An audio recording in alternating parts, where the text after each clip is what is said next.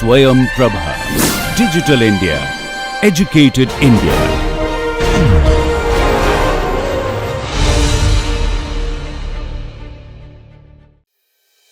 This maritime engineering, as you see, is a very special program which has got multidisciplinary input from mechanical, civil, structural, aerospace, naval architecture, chemical engineering, electrical, electronics, applied mechanics. It's a multidisciplinary program.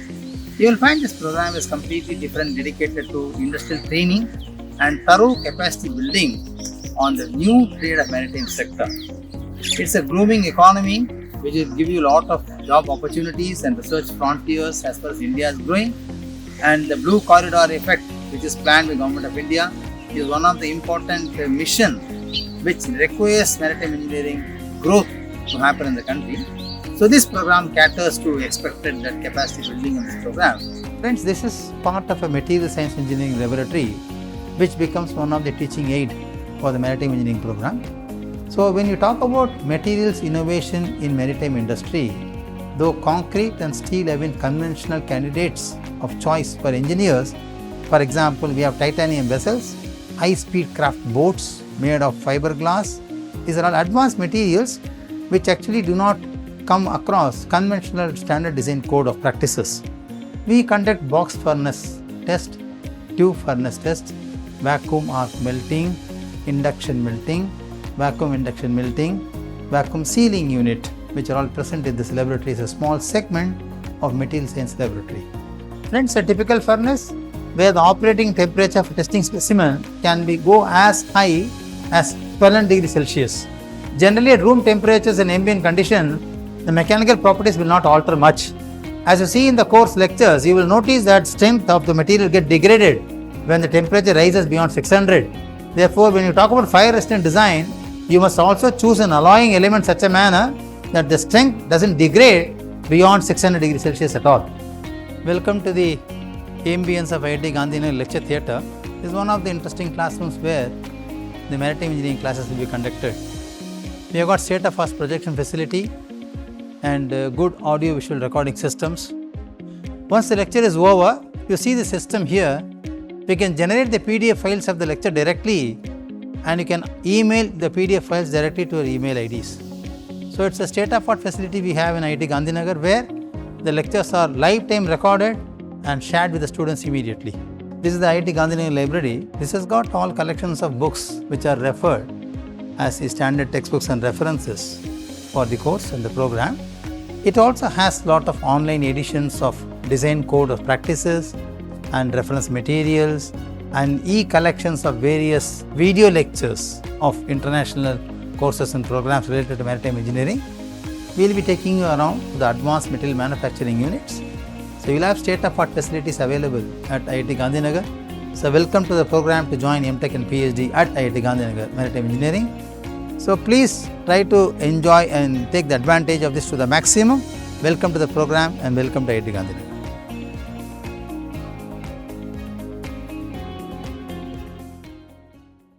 Welcome friends.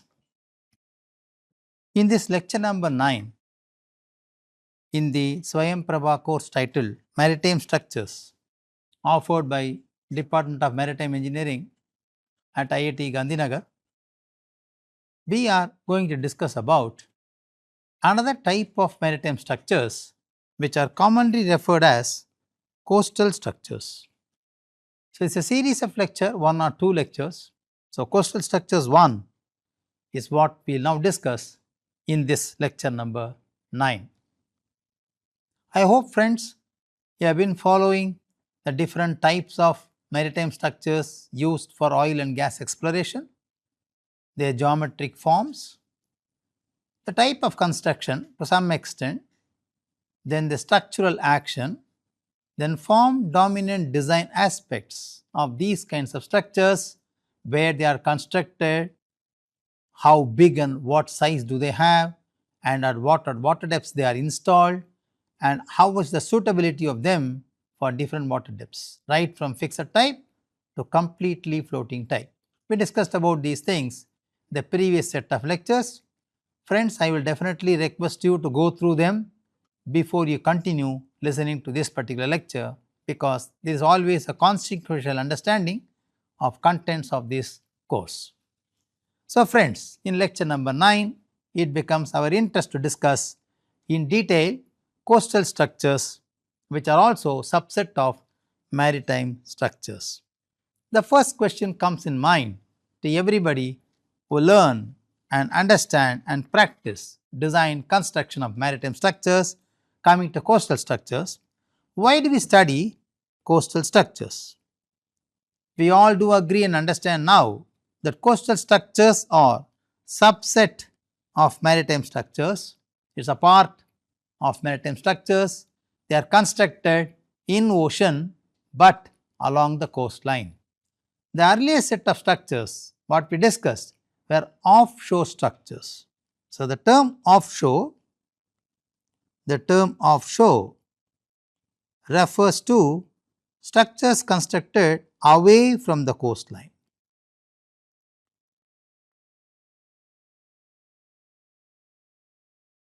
Okay, few kilometers away. So, they are away from the coastline, whereas coastal structures are constructed along the coastline.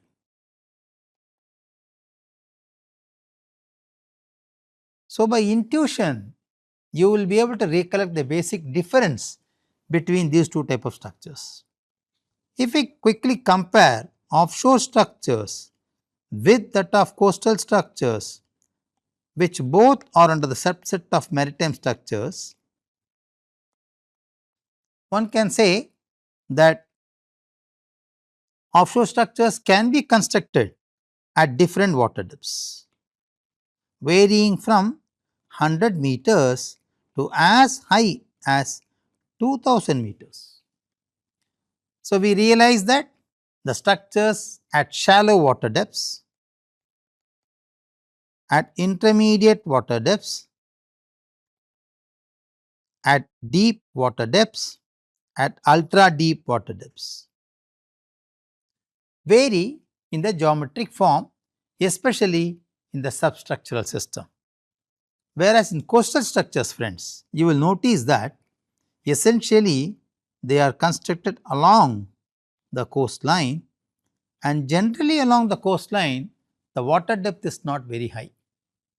So, essentially these structures are founded in shallow waters, that is the water depth will be very less than 100 meters. Approximately the depth near the coastline can be about 20 to 30 meters. So, naturally these kinds of structures essentially are fixed type, essentially they are rigid type. The moment I say rigid type, you will be able to recollect the structural action of these kind of structures, which you can borrow this idea from a memory of previous lectures in this course. So, structural action for rigid type of structures essentially come from strength based design,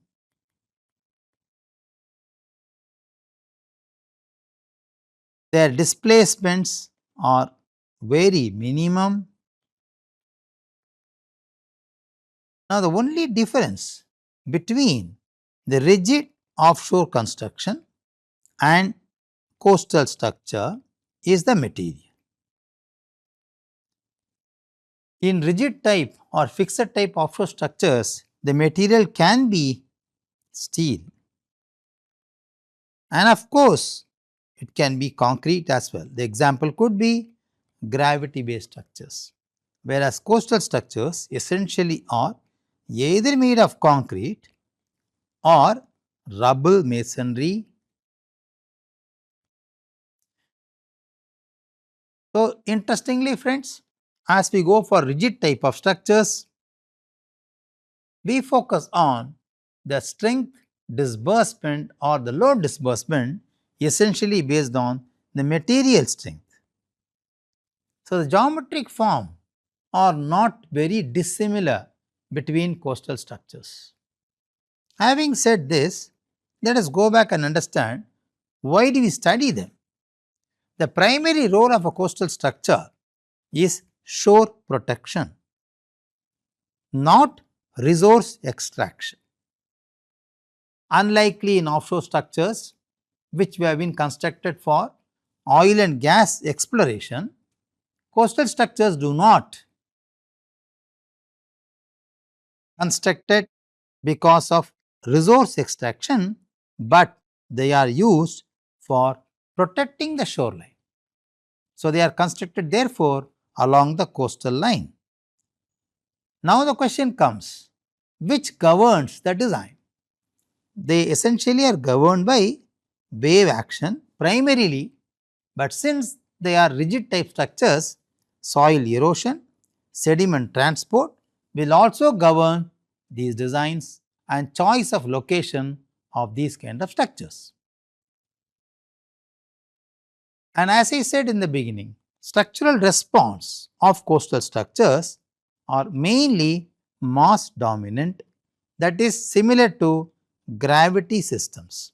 So, as a key line, we can now say all coastal structures are defensive structures. They are used for strategic applications like naval defense, etc. All of them. All of them are essentially defensive structures. They are strategic structures. They need to be protected. They need to be designed and constructed and maintained very carefully. Unlike offshore platforms, they do not produce energy or they are used for any resource extraction, but they manage wave energy, sediment transport and flooding along the coastline. Therefore, coastal structures are also sometimes referred to as coastal protection structures. Okay. Examples could be ports, harbors, jetties and so on, which we are going to see in detail. So, friends, the key line here is they are strategic structures, they are constructed to protect the coastline, they are rigid in design as well as in structural action, they are not used for resource extraction, but they are used for coastline protection and flooding.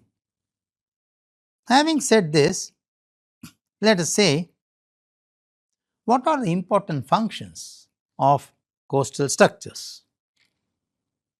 To protect the shoreline from wave attack. You may ask me a question, why I have to protect the shoreline from wave attack?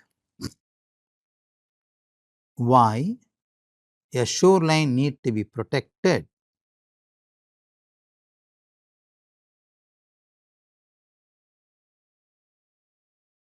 From waves. For example, let us say there is a coastal line, there is a land, okay, and people live here.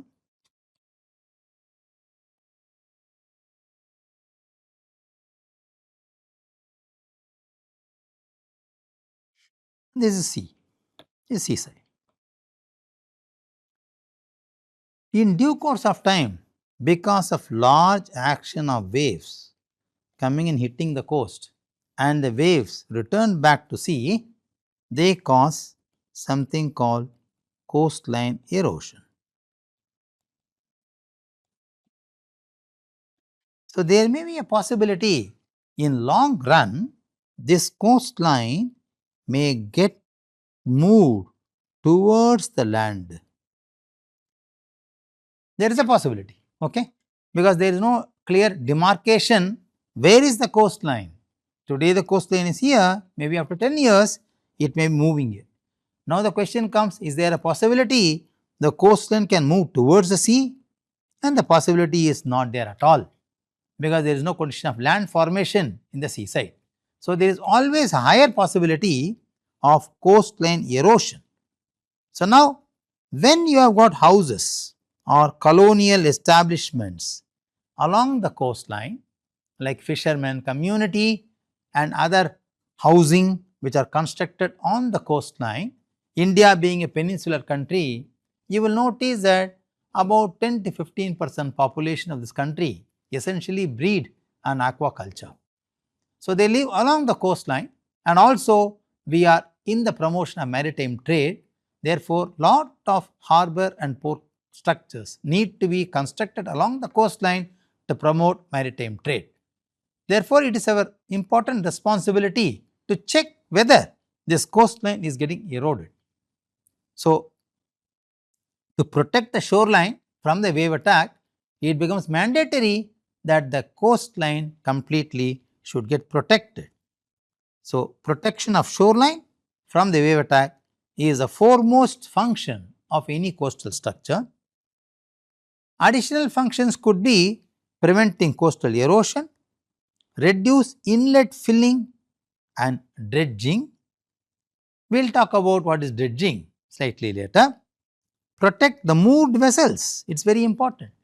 On a port or a harbour, when the vessel is anchored for loading and unloading purposes, it is essential that we must protect that vessel. We need to have a structure along the coastline where these vessels can be berthed. So, the berthing is required to load and offload the trade community material through the maritime trade. So, we need to have for protection to the moored vessels.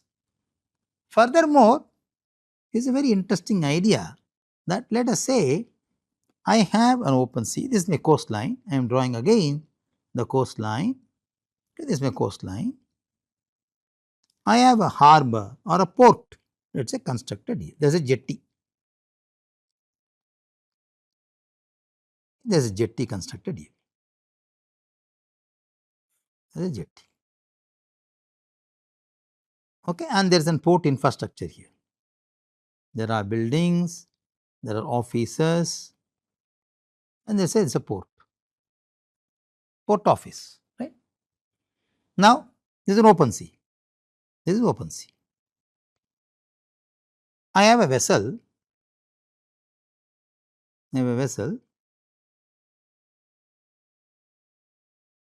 Which has to get berthed in this jetty. So, I need to have buoys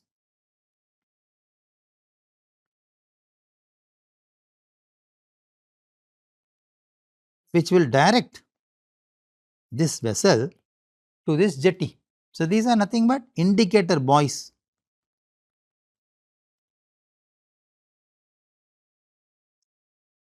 Which will help the vessel to reach the port. So, this is what we call as navigation channel.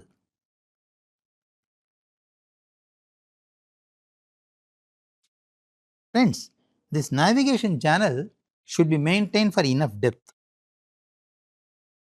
and it should be clear of the coastal debris and it should be mostly free from the effect of current. Water current on surface of sea is very phenomenal. Therefore, this navigation channel should be clear of these irregularities so that the vessel can now take a turn, get inside and get berthed here. Okay. We call this navigation channel. To maintain the navigation channel, we also sometimes construct certain form of coastal structures. Nevertheless, for coastal defense and flood protection, we also construct coastal structures. Example could be Japan.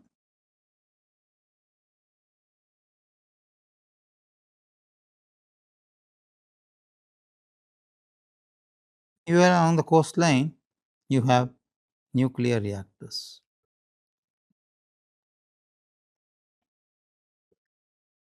Okay. Strategic structures. So, you need to construct some protection structure which will offer some degree of protection to this reactor, especially in case of high flooding.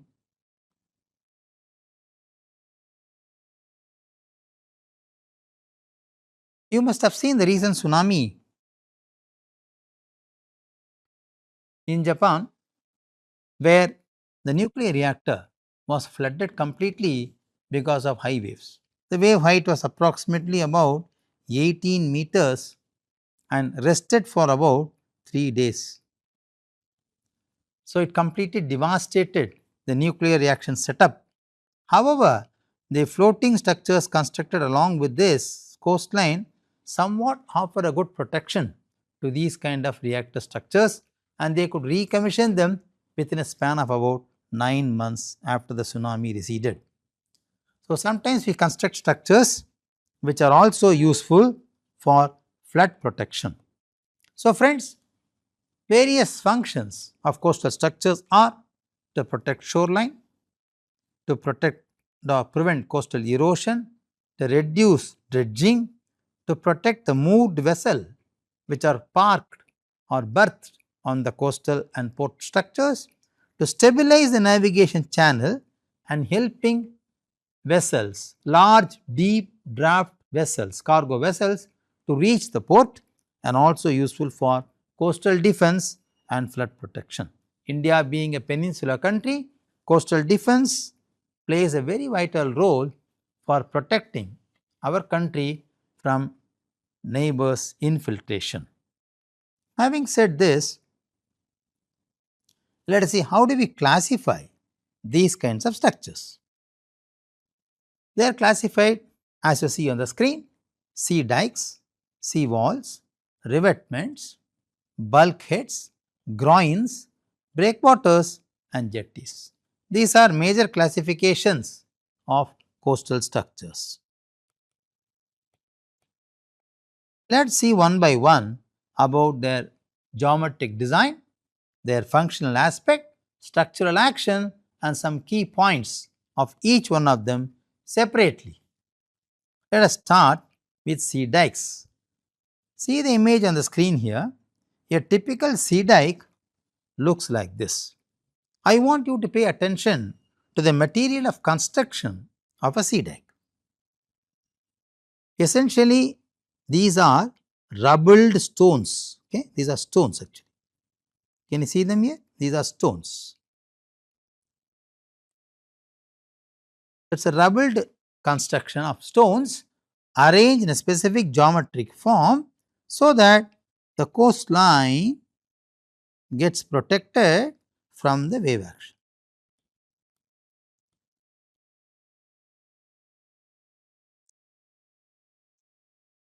A sea dike does not fight the waves aggressively, but it survives them passively. The purpose of a sea dike is to protect low-lying hinterland. Hinterland is the port or the part of the land which is abutting the sea, the coast side, from flooding. It helps to avoid flooding of the low-lying hinterland. It prevents shoreline erosion. It is a long, continuous coastal defense structure. You can see it is a long, continuous, constructed in kilometers, okay, coastal defense structure. Essentially, the cross section is trapezoidal. The cross section is trapezoidal.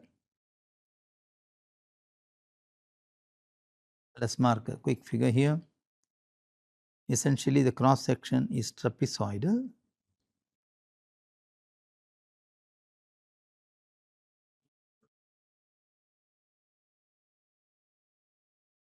Subjected to deposition of rubble stones in layers.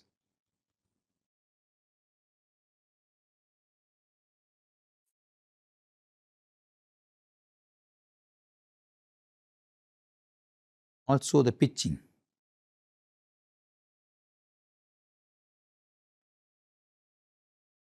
Okay. So, it is a trapezoidal cross section. It is a massive gravity structure.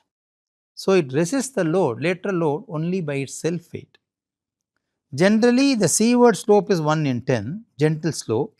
The landward slope is 1 in 3, steep slope. Okay. So, trapezoid will not have the same slope on both sides.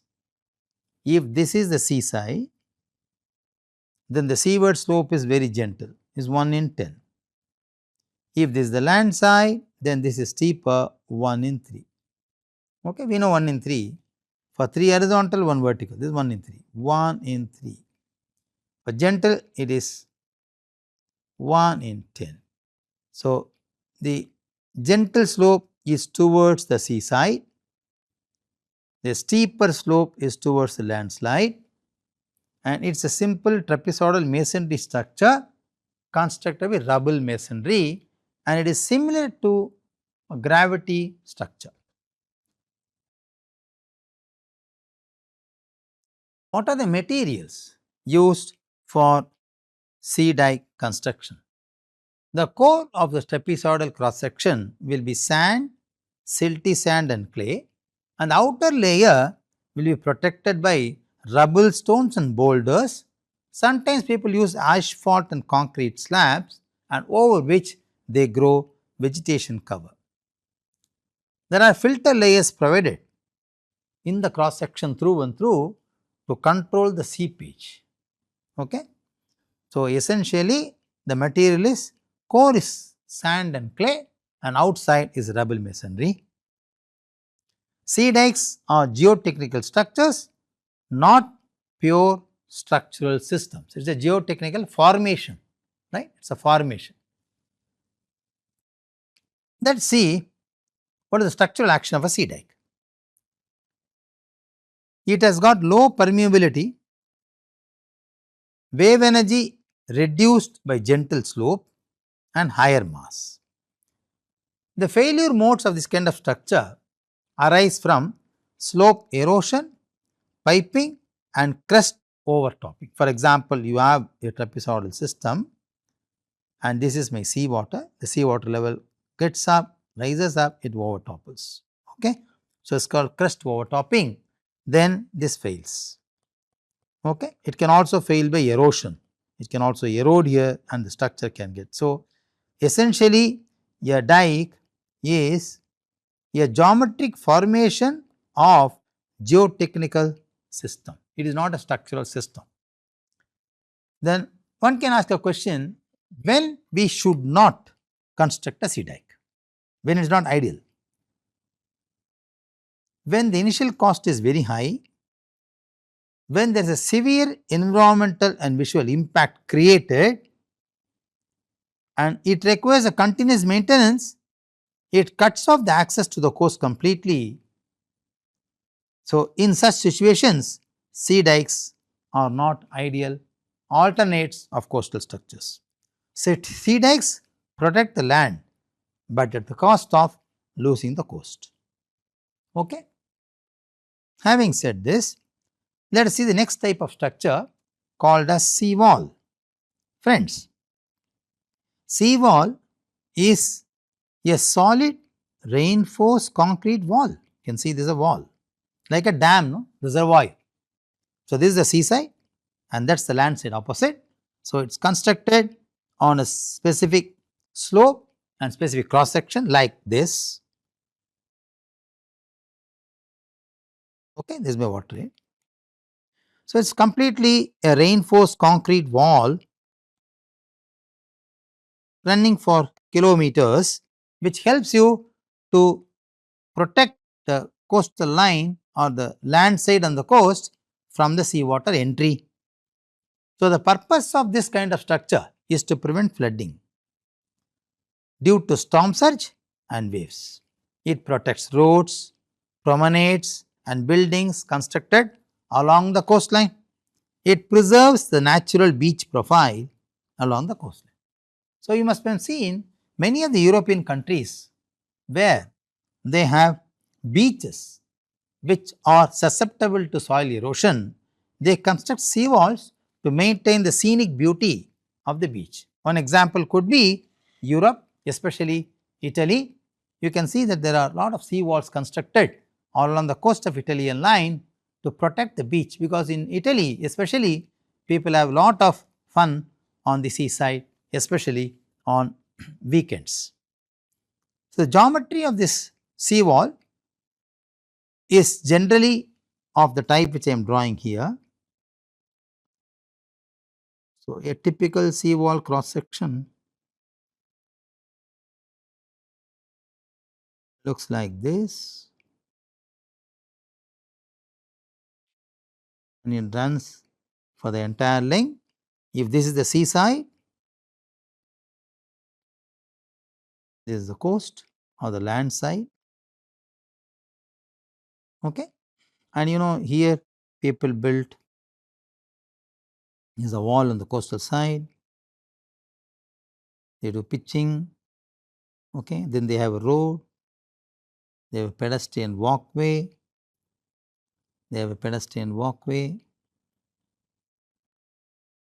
okay. Then they have a road and so on where vehicles can move. So, when the flooding happens, when the sea rise occurs, this prevents entry of water into the coastline. It forms a clear boundary, it forms a very rigid and clear boundary for the coastline, and it protects the beach. So, they are constructed parallel to the coastline. They have a vertical face which essentially reflects the seaway. There is a sloping face which improves stability. So, it is called a stepped profile. Sometimes they also have a curved profile, like for example, instead of this being a sharp cut, they also have a curved profile. Okay? They also built a curved profile. So, there are many kinds of materials which can be used to construct them. Essentially, they can be reinforced concrete.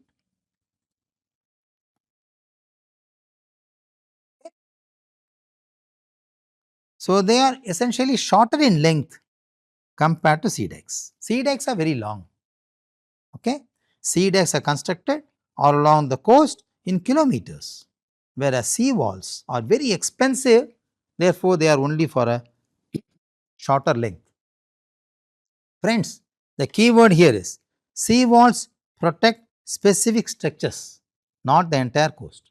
So, only on certain segments sea walls are constructed, maybe 600 meters, 1 kilometer maximum, bigger sea walls. Okay? They are very expensive and they are not constructed all along the coastline. So, they protect only certain small stretches of the coastline. What are the common materials which are being used to construct seawalls?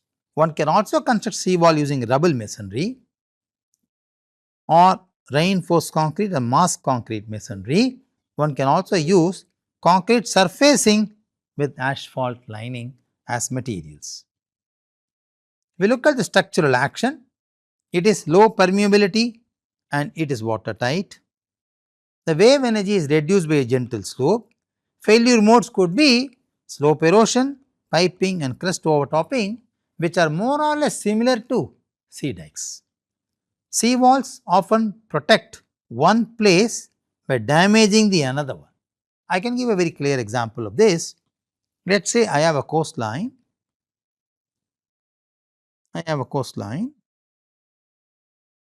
This is my sea and this is my land. Okay, I construct sea wall along this only for a small stretch. I construct sea wall only here. If you look at a cross section of the sea wall, it looks like this. Okay, this is my sea what? Well, land. Okay, this is what we have constructed here. So, now for sure this segment is protected, yes, but this segment and this segment is damaged. Whatever erosion and infiltration happens in this area is now rerouted to these segments. So, we can clearly say sea walls only protect one place or one segment of the coastline by damaging adjacent sites. So, it is not a very long continuous stretch of coastal protection done only for a very short length because they are very expensive.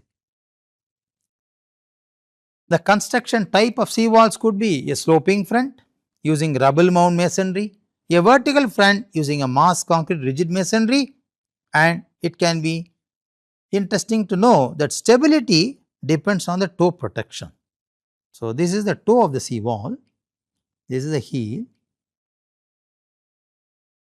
this is the toe of the sea wall, So, it is important to do toe protection of the seawall.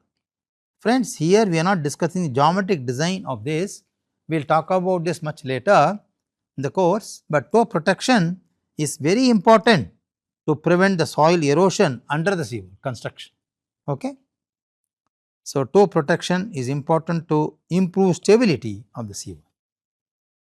However, there are some examples where many seawalls constructed at different locations failed. Kamaishi seawall failed in 2011 tsunami. Okay? It is because the seawalls increases mean water level and increases the wave height. So, if you construct a seawall, it is likely to increase the wave height on the coastal side. A stronger wall does not always mean a safer coast. Remember this. It can only protect for a small stretch, but the rest of them will become very vulnerable for shore attack. What are the different failure mechanisms we can have in a seawall? There are three distinct mechanisms what you can see in a failure of a seawall. One can be overtopping and scouring, other can be hydrostatic pressure failure, the third one could be settlement or subsidence. Overtopping is very simple to understand. It is the most common cause. When the waves overtopple the seawall, they create high speed water jet on the land side, and this covers the soil at the base, causes failure to the seawall. The other one could be the hydrostatic pressure caused by the large height of the seawall. When the water level rises gradually, it causes flooding by building high pressure at the heel. Therefore, this overtopples the seawall. If this pressure exceeds the structural limits of concrete, it can cause failure. The third one could be the subsidence or settlement caused because of the massive weight of the seawall.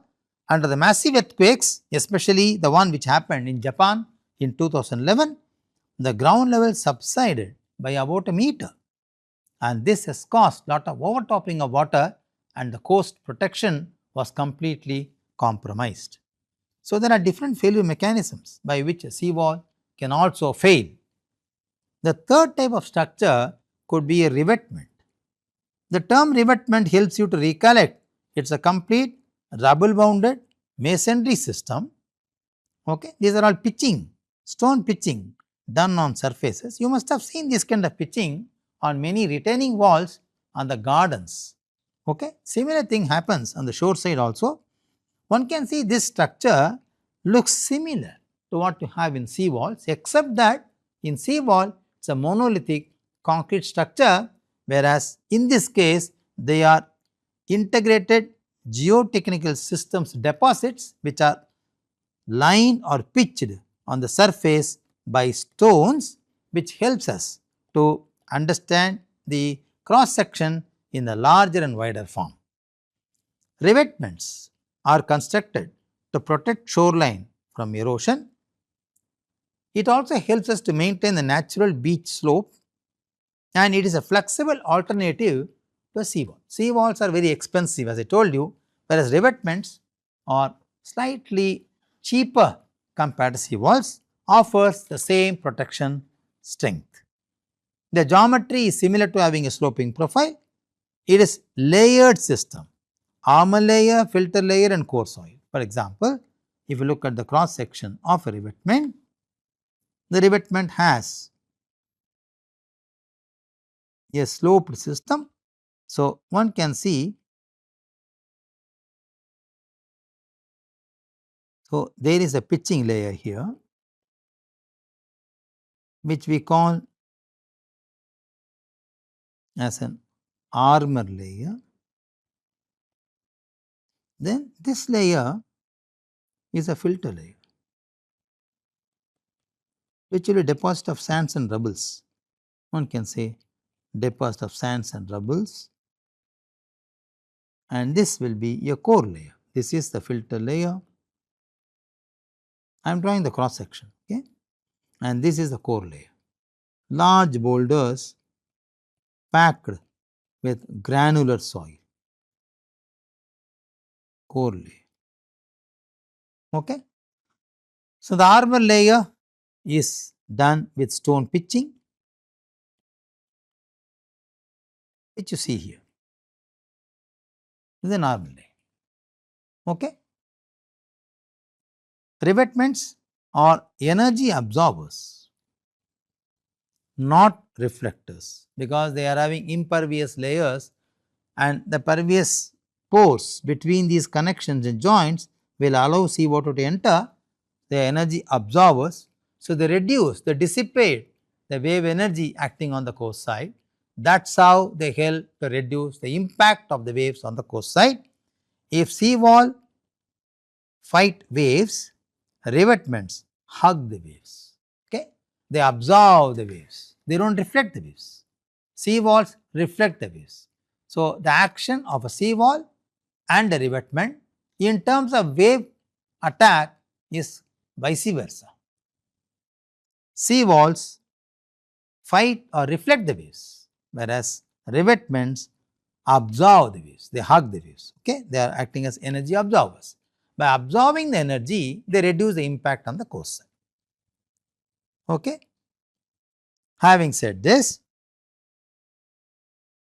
let us see what are the common materials which are constructed, used for construction of revetments. You can have armor stones, you can also have concrete blocks, and then you can have impervious layers by geotextiles and geosynthetics. Then you can grow vegetation on the top layer to prevent covering. So, the cross section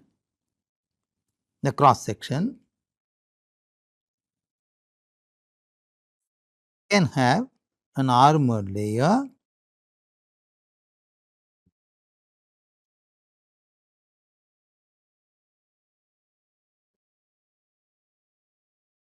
can also have the concrete blocks as the protection layer.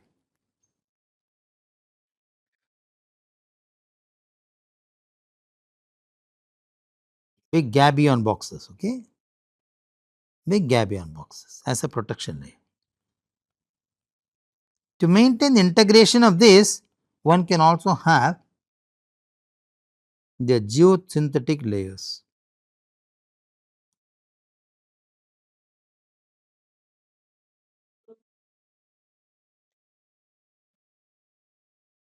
Which are done by geotextiles. So, they are geosynthetics which can use to protect the core layer from soil or sand erosion.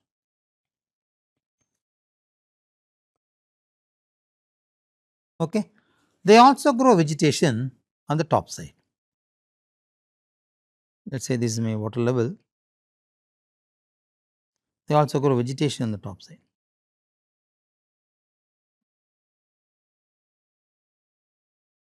Okay. So, these vegetations which are grown on the top side helps to reduce the erosion. It also acts as a natural cover and improves aesthetics. So, revetments are essentially structures used for absorbing the wave energies. So, they protect shoreline by absorbing the wave energy, whereas sea walls protect shoreline by reflecting the waves back. Okay, that is a, we can say that is a difference between sea walls and revetments. Sea walls are constructed for a shorter length. They are a little bit expensive. They protect shoreline by reflecting the waves, whereas revetments are constructed for longer lengths. They are less costly. They protect shoreline by absorbing wave energies, not by reflection. So, sea wall cross section looks like this. whereas revetment cross section looks like this. Okay, this is the seaside, the land side. This is the seaside, land side. They are constructed for shorter lanes, they are constructed for longer lanes. Okay, and here you have armor layer, you have bitumen stones, double stones, then geosynthetic membranes and rubbles, hard core, etc. Whereas here it is either concrete or full rubble masonry. Okay. So, the structural action between the seawall and the revetment are different. In fact, they are vice versa, contrary to each other. Okay. Furthermore, one can also have vegetation on the top.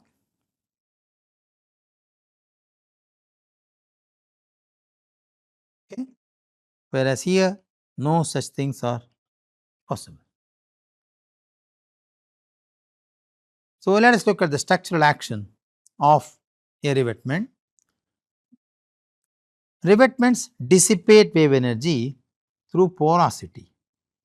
Remember, the imperviousness of a seawall is much higher compared to revetment, because revetments have lot of pitching on the surface. See here, water can go through them. Okay. Whereas seawalls do not have them. See, it's a rigid, solid structure.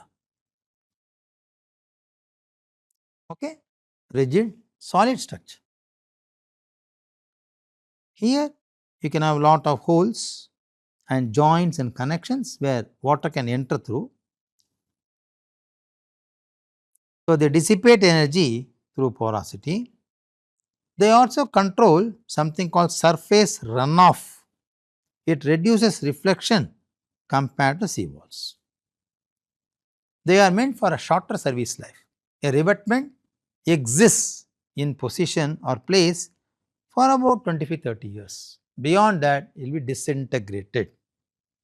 When do you prefer a revetment? When you look for a low cost protection, when you look for semi-urban coastlines or rural coastlines, and when you are looking for a temporary solutions, then you can go for revetments. So, seawall is rigid and reflective, revetment is flexible and absorbed. So, you can say there are two different actions given by these. Okay, friends. So, let us now make a summary of what we have learned in this lecture. We have started understanding coastal structures as a subset of maritime structures.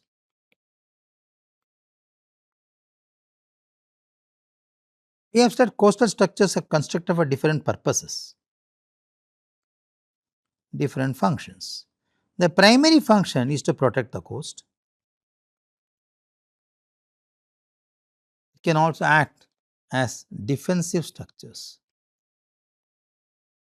Especially India being a peninsular country, we are very focused on coastal structures. Examples of coastal structures could be ports, harbour, etc. There are many of them. So, they are essentially constructed to protect the coastline.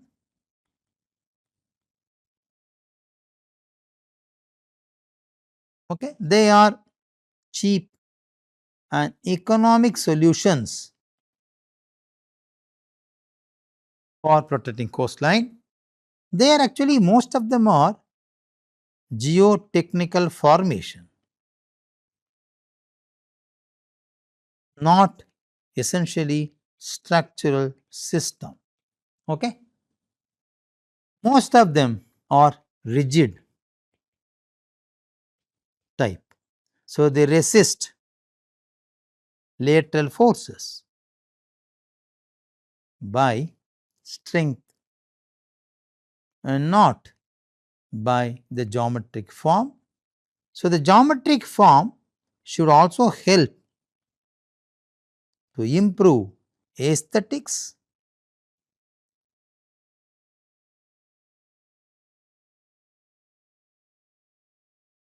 along the coastline.